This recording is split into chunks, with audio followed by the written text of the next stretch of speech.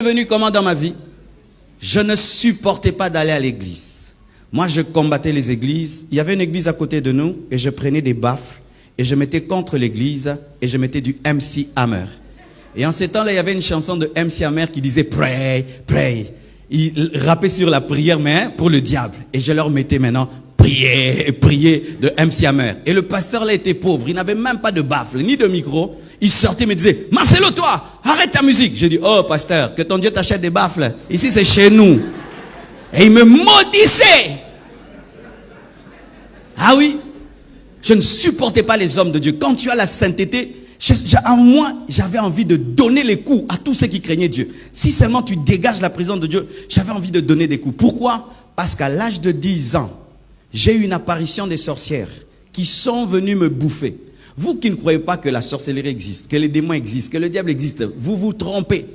J'étais endormi sur mon lit et j'ai vu traverser le mur des femmes, une dizaine de femmes, habillées en cagoule, en train de chanter en Swahili. Le Swahili, c'est l'une de nos langues au Kivu, parce que j'ai grandi au Kivu. Elles chantaient en Swahili, Wangu Marcelo, Nakula Marcelo. C'est-à-dire, Marcelo est à moi, je vais manger Marcelo. Et pendant que ces femmes chantaient, mes frères, elles jouaient un tam-tam. Vous voyez les tam-tams du village là? Je vous dis, dans la coutume africaine, il y a beaucoup de sorcellerie. Hein? C'était, tu sens vraiment un tam-tam satanique. Et il y avait une casserole dans le vide qui était en train de bouillonner sans feu. Ah oui, la lévitation. Et qui bouillonnait dans le feu, sans feu. Et j'ai vu mon esprit aller dans la casserole. Plus elle chantait, plus je sentais mon esprit aller dans la casserole pour être mangé. J'étais bloqué, paralysé. Je n'arrivais même pas à causer avec mon frère qui dormait avec moi. Je ne pouvais même pas le bouger. J'étais éveillé. C'est pas que je dormais, je voyais, je vivais en live l'expérience. Et en ces temps-là, je priais quelque part. J'évite de citer le nom parce que je suis en cessez-le-feu. Je priais quelque part. Alors quand je priais là-bas, on n'avait que 2 prières. Soit tu salues maman, soit tu dis notre Père. J'ai salué maman. Maman ne m'a jamais répondu. J'ai resalué. Resalué, je vous dis, maman vraiment ne répondait pas. Arrêtez de saluer maman.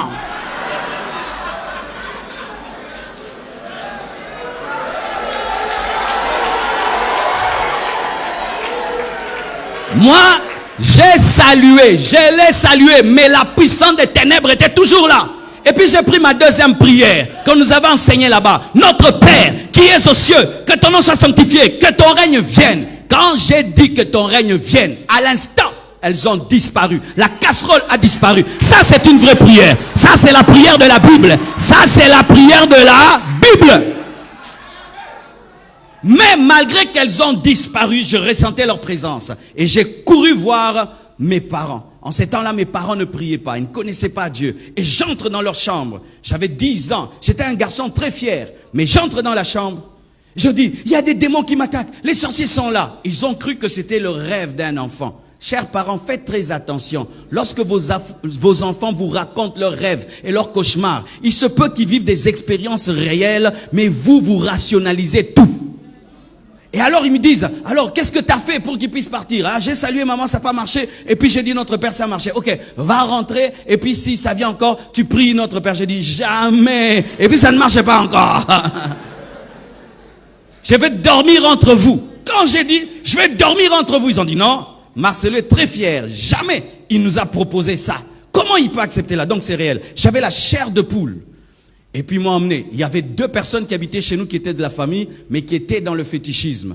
Et quand ils m'ont emmené chez elles, ils ont dit, elles ont dit, nous sentons des présences maléfiques. Et pendant que je parlais, je voyais en vision un homme blanc et une femme noire qui me parlaient, qui me disaient, qu'est-ce que tu penses? Parce que tu leur dis, nous finirons par t'avoir. Et moi, je devenais l'interprète. Je commençais à dire, on me dit ceci, on me dit cela. J'étais comme entre ces esprits et ma famille.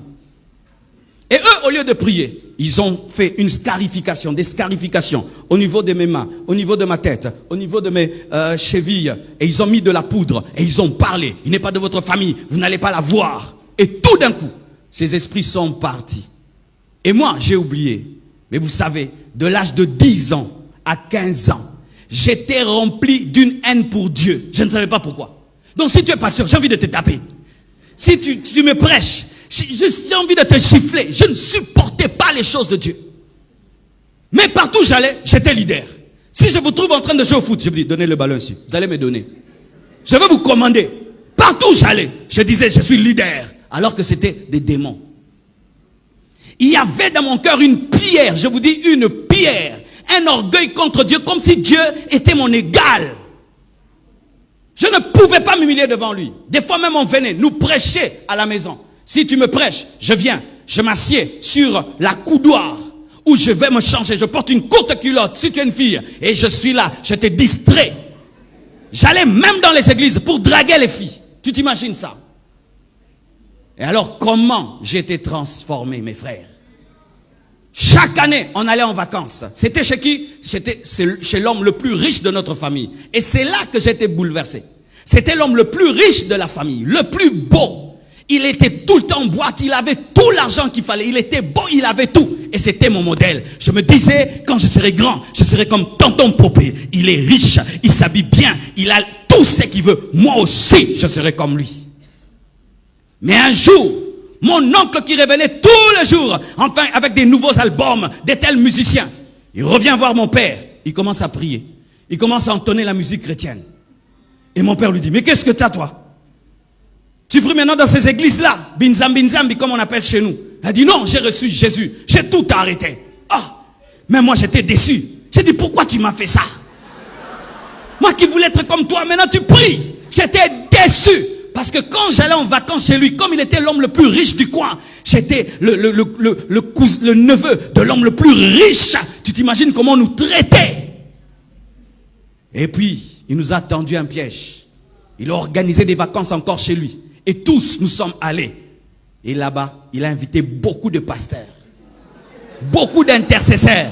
La maison était remplie de prières. Tu vas là, rakababa, tu vas rababa. C'était les pires vacances de ma vie. Je me disais, mon Dieu, qu'est-ce qu'il a fait? Tu vas là, on prie, venez, on va prier. Et on nous mettait là ensemble. Et un pasteur au milieu. Et puis il nous faisait prier l'un après l'autre. Et puis il ferme les yeux. Et puis il dit, le frère Marcelo va prier. J'ai fait ça. Priez. Moi, votre frère, je ne suis pas votre frère. Même par respect, je n'ai pas osé faire la prière. Et puis il ouvre les yeux. Marcelo prie. J'ai dit, moi, je ne suis pas frère. Prie toi-même, pasteur. Il a prié. Et puis il dit, Marcelo, pourquoi tu es comme ça avec Dieu? J'ai dit, pasteur, regarde, dans votre église là, est-ce qu'il y a un métier? Il dit, non. Pourquoi tu veux que ce soit les premiers métiers de l'église? Tu vois, nous, cette peau ne prie pas. Nous, on aime pudique, on aime les femmes. Tu connais, non? Alors moi, si je commence, je vais abandonner. Ça ne sert à rien. Moi, je ne peux pas prier. Je suis mauvais. Va prêcher les autres. Ouais. Moi, j'étais toujours sincère. Depuis que j'étais païen. Toujours sincère. Toujours sincère. Et vous savez comment Dieu m'a eu? Ah, dites atmosphère. Maman, lorsque les choses vont mal dans ta maison, même si les enfants ne t'écoutent pas, change l'atmosphère. Change l'atmosphère, change l'atmosphère. Il y avait l'atmosphère de la présence de Dieu partout. Alors un jour, je vais me laver pour m'habiller, sortir voir ma copine et j'entre dans la salle de bain. Normalement, je finis de prendre mon bain, je vais sortir de la salle de bain. Devant la porte, je vois une forte lumière, mes frères. Une forte... Chaque fois que j'en parle, c'est comme si c'était hier. C'est ce qui a marqué toute ma vie jusqu'à aujourd'hui. Je ne joue pas avec les choses de Dieu parce que moi, je n'ai pas seulement cru par la foi, même j'ai cru aussi par la vue. Une lumière m'apparaît comme un soleil en plein midi, mes frères. Et une voix sort de la lumière comme un baffle. Marcelo, convertis-toi. Frère, j'étais là.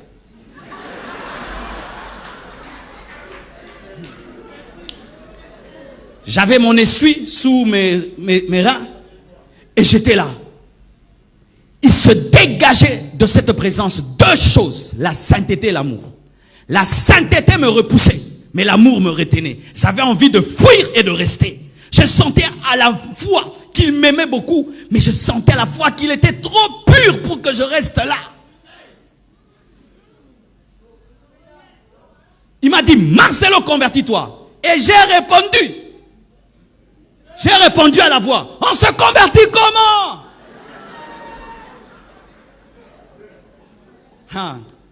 C'est pourquoi ne condamnez jamais un homme. Vous ne savez pas ce qu'il vit dans le secret. Ne condamnez jamais celui-là, il est allé en enfer. Si tu ne sais pas ce qui est arrivé avant sa mort, il se peut qu'avant même de rendre l'âme, il a pu donner sa vie à Jésus-Christ. Si j'étais allé dans cette salle de bain et je n'en étais pas sorti, qui aurait cru que j'y avais rencontré Jésus-Christ? Convertis-toi. Et je te réponds, comment on se convertit? Et puis il me répond, souviens-toi des paroles de mon serviteur Jean. Jean, c'était le seul pasteur qui tolérait mon orgueil et qui arrivait quand même à m'aimer. Continue à aimer ce païen-là, qui t'insulte, qui crache sur toi, qui te ridiculise quand tu vas prêcher chez lui. Continue à l'aimer, continue à le prêcher. Il se peut qu'il sera un grand serviteur de Dieu. Et Jean me prêchait toujours. Et Jean m'avait dit ceci, Marcelo, si tu fais un pas, Dieu fera 9 pas pour toi. Parce que je lui disais, Jean, moi je ne veux pas être moins sérieux avec Dieu. Je ne veux pas commencer puis abandonner. Il m'a dit, Marcelo, Dieu ne te dit pas de te changer toi-même. Tu ne peux pas te changer. Donne-lui seulement ta vie et lui va faire le reste. Et la voix me rappelle la prédication de Jean. Fais un pas, Dieu fera le 9. Toi seulement crois. Et moi, je n'ai pas fait les prières d'acceptation. Je ne veux pas choquer quelqu'un, amen, hein? Mais je dois dire la vérité parce que Paul n'avait pas fait la prière d'acceptation. Il avait eu la révélation que Jésus est Seigneur. Beaucoup de gens font des récitations sans révélation. C'est pourquoi nous avons des faux chrétiens dans les églises. Seigneur Jésus, mais il n'y a pas de révélation. Quand cette voix m'a parlé et m'a dit, souviens-toi des paroles de mon serviteur Jean. Et je me suis directement souvenu que Jean m'avait dit, si tu fais un pas, Dieu fera 9 pas. Mes frères, je ne sais pas ce que j'ai dit. J'ai seulement commencé à pleurer. Pleurer. J'ai ouvert la porte. Je suis sorti calme de la salle de bain. Les gens ne comprenaient pas parce que c'était moi la star des vacances, la star. Je suis sorti et je suis allé m'habiller.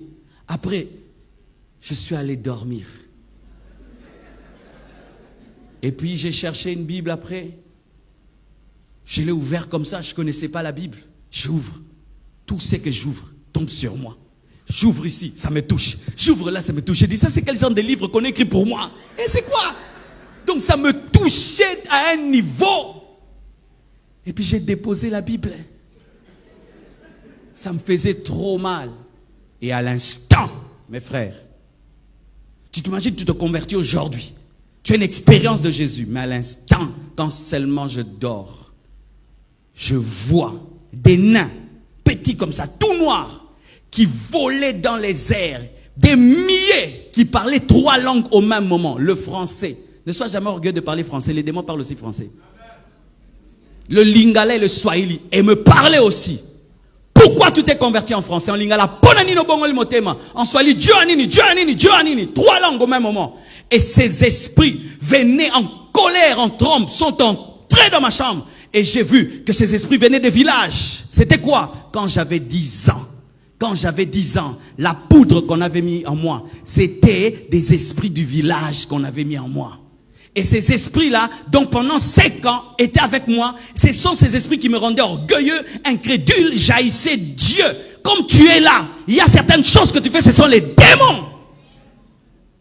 Ce sont les démons qui te poussent à mener cette vie. Tu penses que c'est ton caractère, alors que ce sont des démons. Et ces esprits se sont manifestés directement. Mes frères, ces esprits se sont retrouvés en dehors de moi. Sans prière de délivrance, lorsque ta conversion est profonde, les démons partent. Je te dis la vérité, quand ta conversion est profonde, les démons partent. Les chrétiens aujourd'hui, on les délivre, on les redélivre. Pourquoi? Vous n'êtes pas profond dans votre repentance. Jésus a dit, le prince de ce monde vient, mais il n'y a rien de lui en moi. Et ces esprits sont venus, comme s'ils contrôlaient ma vie. Et quand ils sont venus, ils m'ont pris pour me tuer. Mes frères, l'homme est réellement un esprit possédant une âme habitant un corps. Touchez vos corps. Une enveloppe, mes frères. Une statue. Une statue, ce corps. Il suffit que l'âme quitte ce corps. C'est une statue. Une statue. Quand ces esprits sont venus, j'ai vu que ces esprits me sortaient de mon corps. Mes frères, et je commençais à mourir. C'est pas que j'ai fait un voyage astral, hein? Amen, hein? Je commençais à mourir. Et j'ai vu mon corps étendu sur le lit. Et j'ai vu, parce qu'on était dans une chambre avec plusieurs frères et sœurs. Et je les entendais causer, rigoler, parler. Je voulais leur parler, mais je n'arrivais pas. Ce jour-là, j'ai expérimenté que le salut est individuel. Vous qui avez des péchés de groupe, vous commettez une grosse erreur. Vous qui péchez en groupe, vous qui vous opposez à Dieu en groupe, vous qui menez des choses de groupe, ce jour-là j'étais seul et je ne pouvais parler à personne. C'était ma vie, c'était mon expérience, c'était mon expérience, c'était mon expérience. Et quand je partais, je me suis souvenu parce que je ne connaissais pas la parole. Ma bouche physique était fermée. Ma bouche physique ne parlait pas. Il n'y a pas qu'une bouche physique, il y a aussi une bouche spirituelle. Je me suis souvenu, on m'avait raconté que quelqu'un un jour était allé dans un cimetière et puis il était attaqué par des démons. Il a crié au nom de Jésus-Christ, il était délivré. Cette histoire m'est revenue. J'ai crié Jésus. Jésus dans mon esprit. Tous ces démons m'ont lâché. Le nom de Jésus est élevé au-dessus de tout autre nom. Le nom de Jésus ne devient pas puissant lorsque tu le cites 2 fois, 3 fois, 4 fois. Le nom de Jésus ne devient pas puissant lorsqu'il est cité par un pasteur. Le nom de Jésus est puissant. C'est le nom qui est élevé au-dessus de tout autre nom. Il a reçu le nom qui est élevé au-dessus de tout autre nom, afin qu'en son nom tout genou fléchisse au ciel, sur la terre et sous la terre, et que toute langue confesse qu'il est Seigneur, à la gloire de Dieu le Père. Mes frères, je ne connaissais pas tout ce que je viens de dire. J'avais seulement entendu le nom de Jésus. Quand j'ai dit Jésus, ces esprits m'ont lâché et je suis retombé dans mon corps. Mes frères, ce corps pèse. Ce corps, il pèse. Je suis retombé. J'étais un bébé. J'ai crié, les démons sont là.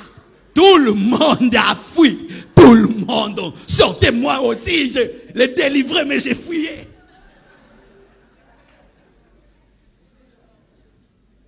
Et vous voyez, dès le début de ma vie chrétienne, je n'ai pas eu le temps de blaguer. Après cette expérience, je suis allé chercher la Bible. Pourquoi ça m'arrivait? Je lisais. Des livres, je lisais. Tout, je lisais. Je savais que le monde spirituel existe. Je savais que Jésus existe. Que le diable existe. Je savais que la vie après la mort est réelle. Je savais tout ça dès le début de ma vie chrétienne. Et si même il faut que je parle d'autres expériences, quand Dieu m'a appelé, tout le reste, il y a tellement de choses à dire. Mes frères, serviteurs de Dieu, tu ne dois pas servir Dieu parce que l'autre le sert. Tu ne dois pas servir Dieu par compétition, par rivalité. Tu ne dois pas servir Dieu par envie. Ça fait bien d'être devant et d'être sur un tapis rouge. Moi aussi, je deviens un pasteur. Qu'est-ce que Dieu t'a dit? Si tu es un civil, tu vas à la guerre. Tu vas mourir, mon frère. Est-ce que Dieu t'a mandaté? Est-ce que Dieu t'a parlé? Lorsque Moïse s'est tenu devant Dieu, il a dit, je dirais, qui m'a envoyé? Au nom de qui? Tu vas au nom de qui? Quel est le nom de ton Dieu? Quelle est la révélation de ton Dieu? Quelle est l'expérience que tu as eue? Un homme de Dieu doit avoir une expérience profonde de conversion. Pas d'abord dans l'appel de conversion. Car si ton appel est raté, ton ministère est raté. Nous avons des hommes de Dieu qui ont été des mauvais chrétiens. Des mauvais fidèles. Quand il était fidèle au banc, il ne priait pas. Quand il était fidèle au banc, il n'évangélisait pas. Quand il était fidèle au banc, il était un mauvais frère. Même son pasteur a un mauvais témoignage de lui. Et il devient pasteur. Tu seras un mauvais pasteur. Avant d'être pasteur, tu dois d'abord être un vrai converti. La Bible nous parle d'abord de la conversion de Paul par l'apparition de Christ, ensuite de son envoi. Mais toi, tu es envoyé, mais tu n'étais pas converti. Ainsi, nous avons des bébés spirituels, nous avons des hommes charnels et même des païens devenus pasteurs parce qu'ils parlent bien, il a fait la théologie, il parle le grec, l'hébreu, il parle toutes ces choses, mais pas d'expérience. Et sachez que si tu n'as pas eu une expérience, tu ne feras pas, tu n'amènerais pas les autres à cette expérience-là. C'est pourquoi tu vois un pasteur, il néglige les nouvelles naissances à l'église. Parce que lui-même n'est pas né de nouveau. Mais qu'est-ce que vous avez tout le temps fait recevoir les gens Jésus, hein? Frère? Parce que lui-même, il ne sait pas c'est quoi que d'être naître de nouveau. Il n'accélère pas sur l'évangélisation. Parce que quand il était fidèle, il n'évangélisait pas. Ce qui fait que quand il devient pasteur, il ne va pas évangéliser. C'est pourquoi il ne prie pas beaucoup. Parce que quand il était fidèle, il ne priait pas. Alléluia. Un bon pasteur est d'abord un bon enfant de Dieu. Un jour, je vais rencontrer le pasteur Soumbela. C'est l'un de nos aînés au Congo. Il a fait des années dans la sainteté. Il a une grande église, il est béni. Et puis je lui dis, pasteur Soumbela, quel est le secret de ton ministère? Il dit, pasteur, j'ai tout fait pour garder le cœur d'un enfant de Dieu. Je dis, oh, simple comme ça. Il dit, oui, pasteur, tu vois ces choses de prêcher là, tu peux perdre le cœur d'un enfant de Dieu. Je dis, comment? Il dit, oui, à force de dire aux gens, toi, tu oublies que la Bible te concerne. Et regardez un peu. Tu dois prier, tu vois. Je suis en mode toi. Rarement nous disons je dois, tu dois, et tu oublies que Dieu aussi est ton Dieu. Ainsi tu te comportes comme l'ami de Dieu, tu oublies aussi que tu es un enfant, tu es aussi l'épouse. Alléluia. Des expériences. Un jour, j'étais en train de prier et puis je vois un ange qui m'apparaît. Il est venu comme un examen, il me dit, Marcelo demande 4 choses. Maintenant, du coup, je devais répondre. Pas dire demain, maintenant. Et j'ai demandé 4 choses. Et puis il me dit, tu as bien répondu. Je t'ajoute la gloire et la richesse. Il a disparu. Ça, j'ai vécu ça. Dieu n'est pas que le Dieu de Salomon, mes frères. Dieu n'est pas que le Dieu de Salomon. Dieu, moi aussi, j'avais demandé. Je peux même te dire les 4 choses que j'avais demandé. Je peux te dire? Quand il m'est apparu, il m'a dit, demande 4 choses. J'ai dit, je demande une communauté de 100 000 personnes. Et puis j'ai dit, je demande un réveil mondial. Et puis j'ai dit, je demande le salut de toute ma famille. Et puis j'ai ajouté, je demande, après avoir prêché aux autres, que moi-même sois sauvé. Très important. Alléluia. Très important. Il m'a dit, tu as bien répondu. Je t'ajoute la gloire et la richesse, il est parti. Chaque fois que je pense à cela, je sais que la gloire et la richesse m'accompagneront. Maintenant, quand tu vois quelqu'un, la gloire et la richesse l'accompagnent, tu combats ça. Est-ce que tu sais ce que tu combats? Tu sais qui tu combats? Vous voyez des choses de combattre, bicombatta, combatta.